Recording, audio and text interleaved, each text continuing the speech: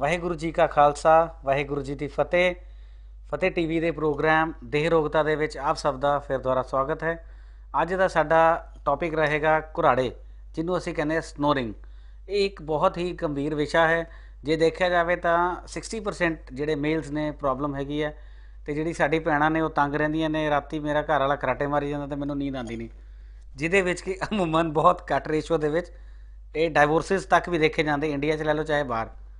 ਅਤੇ ਅਸੀਂ ਇਹ ਜਿਹੜੀ ਬਿਮਾਰੀ ਹੈ ਇਹਦਾ ਦੇਖੋ ਕੋਈ ਪੂਰਨ ਰੂਪ 'ਤੇ ਜਿਹੜਾ ਹੈ ਸਰਜਰੀ ਕਹਿ ਲਓ, ਮੈਡੀਸਨਸ ਬਹੁਤ ਮਾਰਕੀਟ 'ਚ ਆਈਆਂ ਕਈ ਸਾਲਾਂ ਦੇ ਵਿੱਚ, ਉਹਦਾ ਕੋਈ ਵੀ ਕਾਰਗਰ ਇਲਾਜ ਨਹੀਂ ਹੈ। ਇਹਦਾ ਹੱਲ ਹੀ ਹੈ ਜਿਹੜਾ ਉਪਾਏ, ਤੁਸੀਂ ਆਪਣੇ ਹਿਸਾਬ ਨਾਲ ਰੈਮੇਡੀ ਦੇ ਰਾਹੀਂ ਆਪਣੇ ਆਪ ਨੂੰ ਇਸ ਬਿਮਾਰੀ ਤੋਂ ਦੂਰ ਰੱਖ ਸਕਦੇ ਹੋ।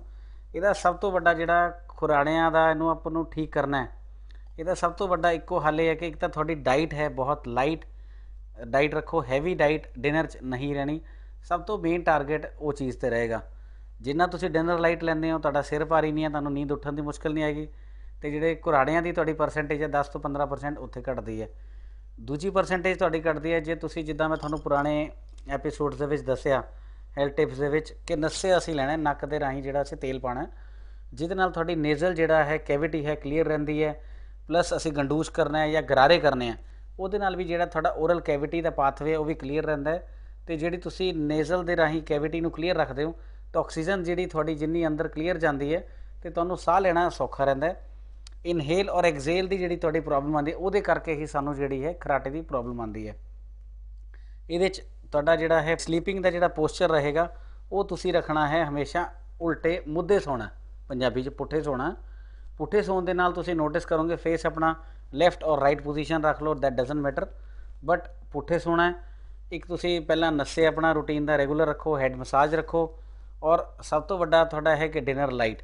ਇਹ ਕਰਨ ਦੇ ਨਾਲ ਹੀ ਤੁਹਾਡੀ ਜਿਹੜੀ ਕੁਰਾੜਿਆਂ ਦੀ ਸਮੱਸਿਆ ਹੈ ਉਹਨੂੰ ਐਵਰੇਜ ਰੱਖ ਕੇ ਚੱਲੋ, ਤੁਸੀਂ 60% ਕਵਰ ਅਪ ਕਰ ਸਕਦੇ ਹੋ ਇਸ ਪ੍ਰੋਬਲਮ ਦੇ ਨਾਲ। ਔਰ ਜਿਹੜੀ ਤੁਹਾਡੀ ਈਵਨਿੰਗ ਵਾਕ ਹੈ ਉਹ ਵੀ ਤੁਹਾਨੂੰ ਬਹੁਤ ਹੈਲਪ ਕਰਦੀ ਹੈ ਇਸ ਸਮੱਸਿਆ ਨੂੰ ਕਵਰ ਅਪ ਕਰਨ ਲਈ।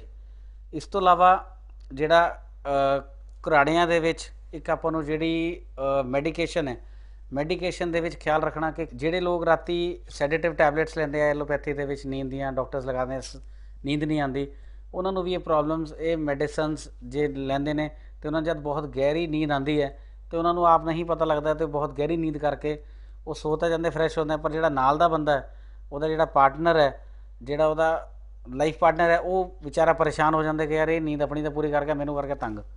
ਸੋ ਉਹਦੇ ਲਈ ਆਪਣੀ ਸਲੀਪ ਨੂੰ ਸਾਊਂਡ ਰੱਖਣ ਲਈ ਆਪ ਨਾ ਪਰੇਸ਼ਾਨ ਹੋਈਏ, ਨਾ ਕਿਸੇ ਨੂੰ ਅਸੀਂ ਪਰੇਸ਼ਾਨ ਕਰੀਏ। ਇਹਦੇ ਲਈ ਜਿਹੜੀ ਮੈਂ ਹਦਾਇਤ ਦੱਸੀ ਇਹਨੂੰ ਤੁਸੀਂ ਪੂਰਾ ਫੋਲੋ ਕਰੋ।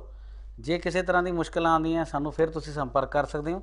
ਸਾਡੇ YouTube ਦੇ ਚੈਨਲ ਫਤਿਹ ਟੀਵੀ 'ਤੇ ਤੁਸੀਂ ਵੀਡੀਓਜ਼ ਦੇਖ ਕੇ ਆਪਣੀ ਅਪਡੇਟਸ ਆਪਣੇ ਆਪ ਨੂੰ ਪੂਰਾ ਅਪਡੇਟ ਰੱਖੋ। ਪਲੱਸ ਉਸ ਤੋਂ ਇਲਾਵਾ ਅਗਲੀ ਵਾਰੀ ਮੈਂ ਨਵੇਂ ਵਿਸ਼ੇ 'ਤੇ ਨਵੀਂ ਜਾਣਕਾਰੀ ਦਿਆਂਗਾ। ਸਾਡੇ ਨਾਲ ਜੁੜੇ ਸਾਰੇ ਸਰੋਤਿਆਂ ਦਾ ਬਹੁਤ ਬਹੁਤ ਧੰਨਵਾਦ। ਵਾਹਿਗੁਰੂ ਜੀ ਕਾ ਖਾਲਸਾ ਵਾਹਿਗੁਰੂ ਜੀ ਕੀ ਫਤਿਹ।